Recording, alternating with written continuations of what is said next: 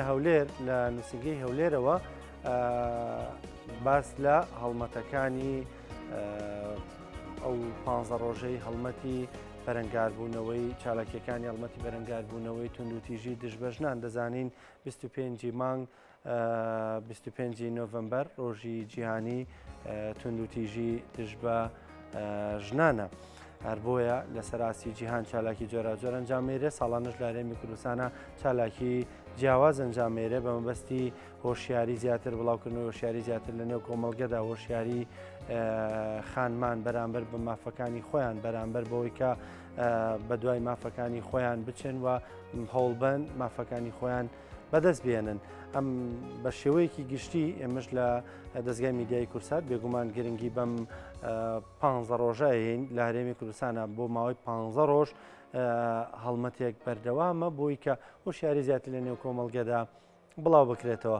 ڕاستەوخۆ لە هەولێرەوە خات و پەخشان کاکەوە ئیسمان لەگەڵە توێژە لە بواری یەکسانی جێندەر. خات و پەخشان سڵاو لێبێ، بەیانیت باش؟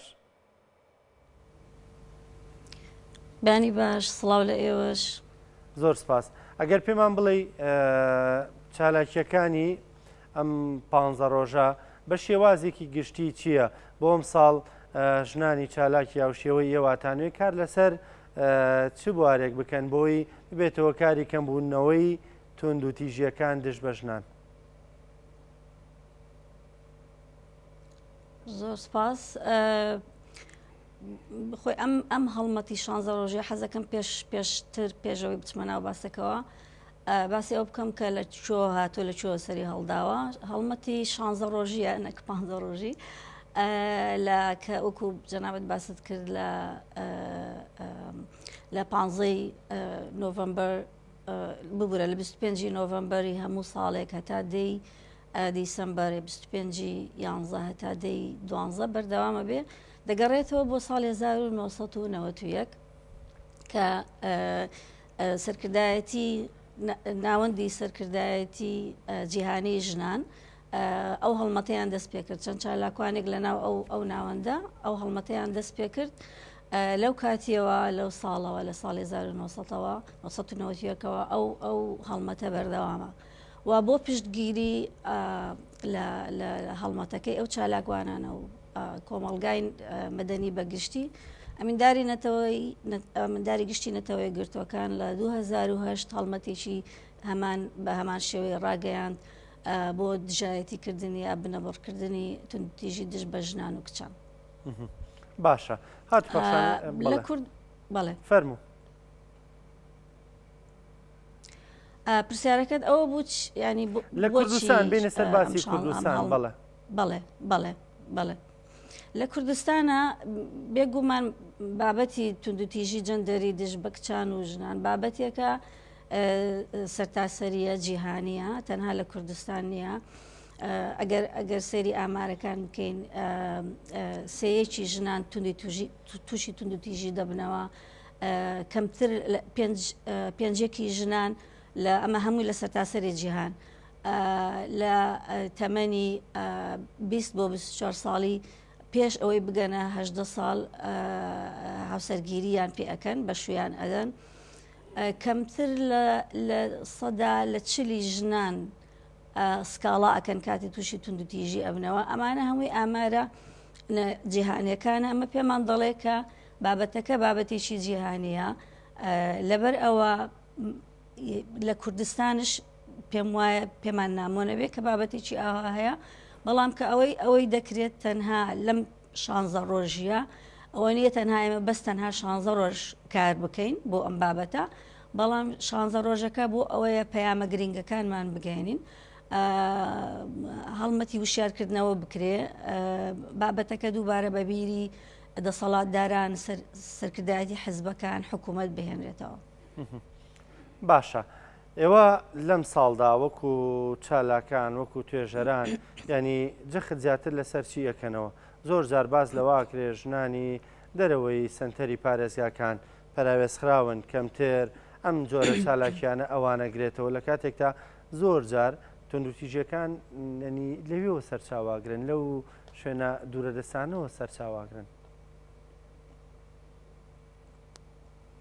بەڵێ بێگومان ئەوەی کە دەکرێت لە کوردستان ناتوانین بڵێن شتێکی پرفکتە، ینی هەمووی هەرچی کەم و کوڕی هەیە یان هەرچی بابەت هەیە لە خلالی ئەم 16 ڕۆژەیە ڕووماڵ دەکرێت نەخێر.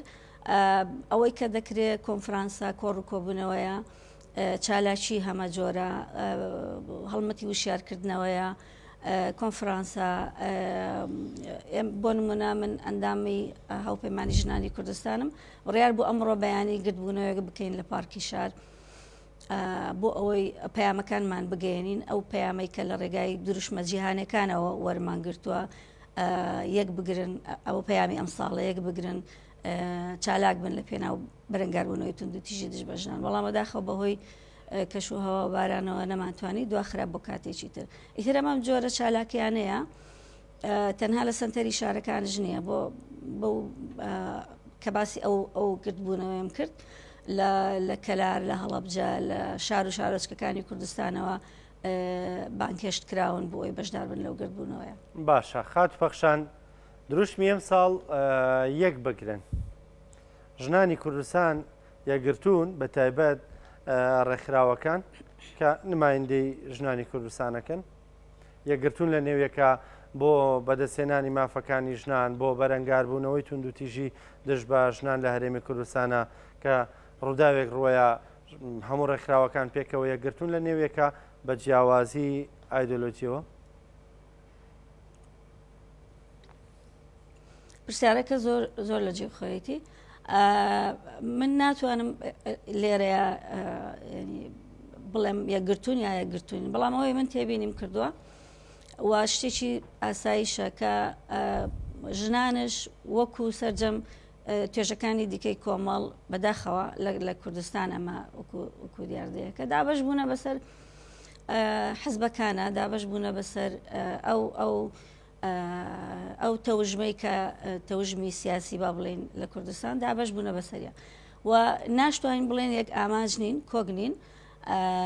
ئەوەی ئەکرێت وەکو نمونە هێنامە ئەو هاوپەیمانیە کۆمەڵێک ژنان و کچانی لایەنە جیاوازەکانی تایە، بەڵام ئەوە دەبێتە خاڵێکی بەهێز کە ئێمە بتوانین بابەتی تونند و تیژی بنە بڕۆکەین. ئەکرێت ئەوەی کە دەکرێت بکرێ ئەوەیە کە ژنان سەرباری جیاوازی بیرڕاکانیان، سەرباری جیاوازی ئەو حزب و لایەنانی کە ئەندامنتایە ئەکرێت یەک بگرن، ئەکرێت بۆ ئامانجی بزوتنەوەی فێمینیستی کار بکەنیانی ئەولەویەت بدرێ بە ئامانجی بزوتنەوەکە.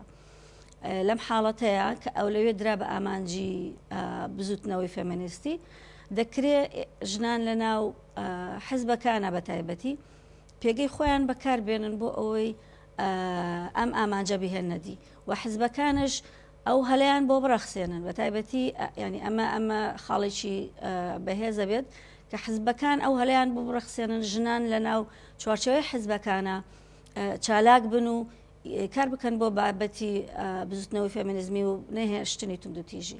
باشە، هات پەخشان تا چەندە ژنانی کۆمەڵگی ئێمە هۆشیارن بەرامبەر بە مافەکانی خۆیان، یانایە ژمارە تونند و تیجیانی کە لە هەرێمی کوردستان ئەنجامێرێ بەراورد بە ژماری دانیشتوان و بەراورد بە وڵاتانی تر ژمارەکە زۆرە، مەترسیدارە، پەیوەندی بە چیەوە هەیە؟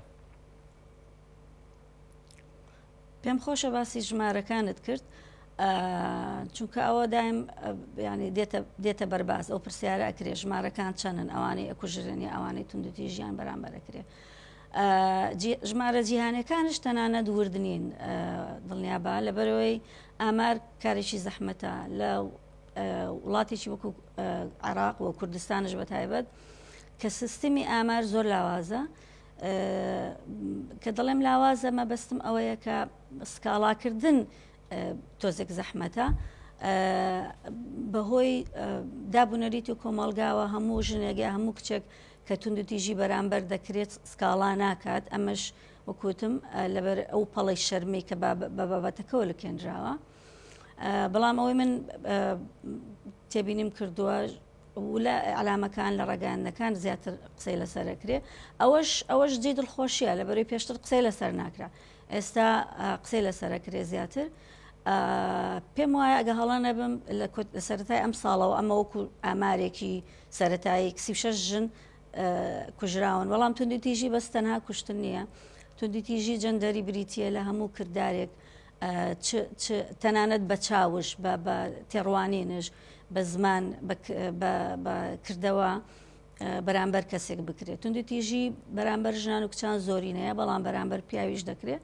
لەبەرەوە ئێمە زۆر پرسیارێکم خات بەخشان یانیەوەی کە خۆت باسە کرد ئەو جۆرە توندوتیژیانی کە باسیەکەی یعنی ئەکرێ بڵین بەرامبەر بە کۆمەڵگە بەرامبەر بە مرۆڤەکرێ لە هەردوو ڕەگەز، چونکە ئەو جۆرانی کە تۆ باسەکەی بێگومان بەرامبەر بە پیاوی شەکرێ لە قسە پێوتێن لە توندوتی لەو جۆرە توندوتیژیانی کە باست کرد. بڵێ ئەنجا مەبەستەکەم ویستم بڵێم کە توندوتیژی هەر بخۆی بابەتی توندوتیژی ئەگەر پێناسەیەکی بۆ بکەین وەکوتم هەموو کردارێکی توندوتیژیە کە کەسی بەرامبەر بریندار ئەکات چ بە وتەیەک چ بە تێڕوانینێک چ بە کارێک ینی وەکو لێدان و کوشتن کە خەرە خراپەکەیانە جا چ بەرامبەر پیاو بێت چ بەرامبەر ژن ینی بابەتەکە تێرمەکە ینی چەمکی توندوتیژی جەندەری ئەوە ئەگەیەنێت، بەڵام ئەوەی کە هەمومان ئەیزانین کە بەرامبەر ژن و کچان زیاترە، زۆر زیاترە لە نەکتەنها لە کوردستان و عێراق لە هەموو دنیا،